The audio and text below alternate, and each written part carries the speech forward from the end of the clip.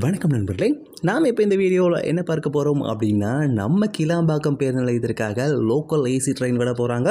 இந்த ட்ரெயின் எந்த ரூட்டின் வழியாக செல்லவிருக்கிறது, இந்த திட்டம் கடந்து வந்த பாதை என்ன மற்றும் இந்த திட்டத்திற்கான லேட்டஸ்ட் அப்டேட் என்ன போன்ற பல்வேறு தகவல்களை நாம் இப்போ இந்த வீடியோவில் டீட்டெயிலாக நம்ம பார்க்க போகிறோங்க. இப்போ வாங்க நம்ம இந்த வீடியோக்குள்ளே போகலாம்.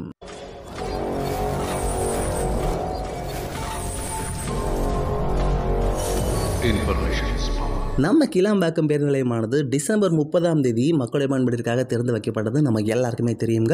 ஆனால் இங்கு வரக்கூடிய பயணிகள் அதிக அளவில் சொல்லக்கூடிய குறைகள் அப்படின்னு பார்த்தோம்னா, ஒன்று இது ரொம்ப தூரமாக இருக்கிறது அப்படிங்கிறதும், இரண்டாவதாக இந்த பேருந்து நிலையத்திற்கு ப்ராப்பரான கனெக்டிவிட்டி இல்லை அப்படிங்கிற ஒரு கம்ப்ளைண்ட்டையும் சொல்கிறாங்க. ஸோ கனெக்டிவிட்டி அப்படின்னு பார்த்தோம்னா, இப்போதைக்கு இந்த பேருந்து நிலையத்திற்கு எதிரே எந்த ஒரு ரயில் நிலையமும் இல்லை அப்படிங்கிறதுனால அதிக அளவிலான மக்கள் குறிப்பாக தென்பகுதியிலிருந்து ரிட்டர்ன் வரும்பொழுது பொத்திரை ரயில் நிலையத்தில் இறங்கி அங்கேருந்து லோக்கல் ட்ரெயின் மூலமாக அவர்கள் சிட்டிக்குள்ளே சென்று கொண்டு இருக்கிறாங்க. ஏன்னால் எப்படி பெருங்களத்தூர் ரயில் நிலையம் இருந்ததோ அதே போன்று இப்போது பொத்திரை ரயில் நிலையம் மாறிக்கொண்டு வந்துட்டு இருக்கிறது அப்படிங்கிறது மற்றொரு முக்கியமான விஷயமாக நம்ம சொல்லலாங்க. இப்போது நம்மளுடைய தென்னக ரயில்வேவானது சென்னை கடற்கரையிலிருந்து செங்கல்பட்டு வரைக்கும் லோக்கல் ஏசி ட்ரெயினை விட போகிறாங்க. இந்த திட்டம் கடந்து வந்த பாதை என்ன அப்படின்னு சொல்லி பார்த்தோம்னா, 2022 தமிழக பட்ஜெட்டின் போது தமிழகத்தினுடைய நிதியமைச்சராக இருந்த பிடிஆர் அவர்கள் ஒரு அறிவிப்பை வெளியிட்டிருந்தார்.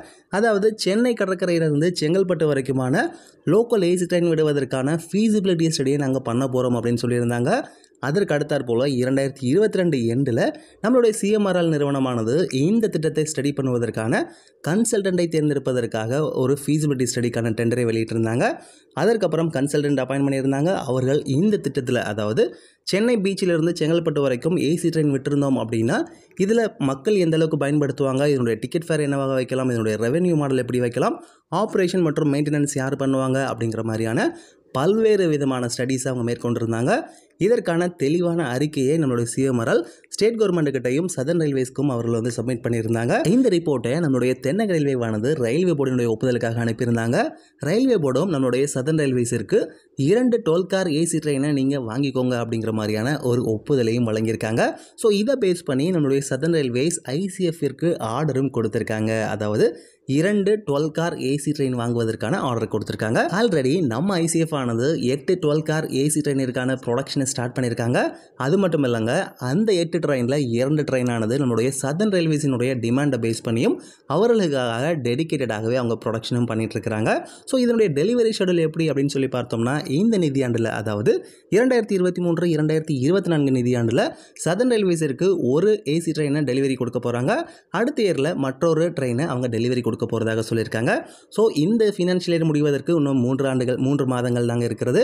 ஸோ இந்த மார்ச்சுக்குள்ள ஒரு ஏசி ட்ரெயினானது நம்ம செங்கல்பட்டிலிருந்து சென்னை கடற்கரை வரைக்கும் செல்லவிருக்கிறது அப்படின்னு நம்ம சொல்லலாங்க. அதே போல் இந்த ரயில்களினுடைய பராமரிப்பு பணிகளுக்காக டெடிக்கேட்டட் இன்ஃப்ராஸ்ட்ரக்சரை தாம்பரம் ஷெட்லையோ அல்லது ஆவடி ஷெட்லையோ இவர்கள் உருவாக்க போகிறாங்க. இப்போ நம்மள நிறைய பேருக்கு ஒரு டவுட் இருக்கலாங்க, நம்ம சென்னை லோக்கல் ட்ரெயினை பொறுத்த வரைக்கும் நிறைய இடத்துல இருக்கிறது, ஆனால் எதற்காக நம்மளுடைய தென்னக ரயில்வேவும் தமிழக அரசாங்கமும் இந்த ஸ்ட்ரெச்சை, அதாவது சென்னை கடற்கரை தாம்பரம் செங்கல்பட்டு செக்ஷனை அவங்க தேர்ந்தெடுத்திருக்காங்க அப்படின்னு சொல்லி பார்த்தோம்னா, பொதுவாக நம்ம எல்லாருக்குமே தெரியும், அதிக அளவில் க்ரௌட் பேஸ் பண்ணி சொன்னோம் அப்படின்னா தாம்பரம் செங்கல்பட்டு பீச் இந்த செக்ஷனில் தான் அதிக க்ரௌட் இருந்து கொண்டு இருக்கிறது. அது மட்டும் இல்லாமல் இந்த இடங்களில் கிளாம்பாக்கம் பேருந்து நிலையமும் புதுசாக ஓப்பன் பண்ணியிருக்கிறதுனால இந்த இடத்துல வரக்கூடிய க்ரௌட், அதுவும் அதிக அளவில் பே பண்ணி வரக்கூடிய ஒரு க்ரௌடுன்னு பார்த்தீங்கன்னா இந்த செக்ஷனில் அதிகமாக இருப்பாங்க அப்படிங்கிறத கருத்தில் கொண்டு தான் இந்த இடத்துல இது போன்ற ஏசி ட்ரெயினை அவங்க ப்ரப்போஸ் பண்ணியிருக்காங்க. இந்த ஸ்ட்ரெச்சில் ஏசி ட்ரெயின் வந்தது அப்படின்னா இது அநேகமான மக்களுக்கு பயனளிக்கும் அப்படிங்கிறதுல எந்த விதமான மாற்று கருத்துமே கிடையாதுங்க. ஆனால் ஜென்ரலாக இருக்கக்கூடிய ஒரு கம்ப்ளைண்ட் என்னது அப்படின்னா, தாம்பரத்துலேருந்து செங்கல்பட்டிற்கு அதிக அளவிலான க்ரௌட் இருந்து கொண்டு இருக்குது நம்ம எல்லாருக்குமே தெரியுங்க. இந்த இடத்துல ஏசி ட்ரெயினை தாண்டி ட்ரெயின் ஃப்ரீக்வன்சியை அதிகம் பண்ணால் மட்டும்தான் இந்த ஸ்ட்ரெச்சில் இருக்கக்கூடிய மக்களுக்கு மிகுந்த பயனளிக்கும் அப்படிங்கிறதுலையும் எந்த விதமான மாற்று கருத்துமே கிடையாதுங்க. இந்த வீடியோவில் நம்ம சொன்ன தகவல் எல்லாமே எல்லாருக்குமே யூஸ்ஃபுல்லாக இருக்கும்னு நினைக்கிறேன். இந்த வீடியோ உங்களுக்கு பிடிச்சிருந்தது அப்படின்னா லைக் பண்ணுங்கள், ஷேர் பண்ணுங்கள், மறக்காமல் நம்மளுடைய சேனலையும் சப்ஸ்கிரைப் பண்ணுங்கள். தேங்க்யூ ஃபார் வாட்சிங்.